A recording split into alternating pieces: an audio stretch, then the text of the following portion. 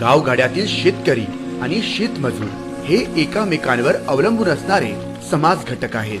सरकारने शेतकऱ्यांसाठी योजना राबविल्या, मात्र भूमिहीन शेतमजूर उपेक्षित राहिला. त्याच्याबद्दल कुणी संवेदना दाखविल्या नाहीत. आमदार बच्चूभाऊ कडू यांनी विधानसभेत या भूमिहीन शेतमजुरांना कामगारांचा दर्जा मिळवून त्यांच्यासाठी सरकारी पातळीवर योजना व्हाव्यात ही मागणी करून त्यांच्यासाठी आवाज उठवला. दुसरं, भूमिहीन लोक आहे गावागावात, म्हणजे शेतकऱ्यासाठी आपण काही योजना आखतोय, पण गावातल्या भूमिहीन मजुरासाठी काही योजना आखत नाही.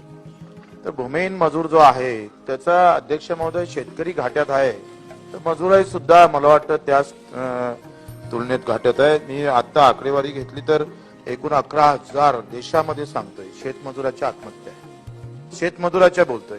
आणि मग खाडे साहेब तो मजूर आहे म्हणजे कामगार नाही आहे का? तुम्ही कधी याच्यावर विचार केला का?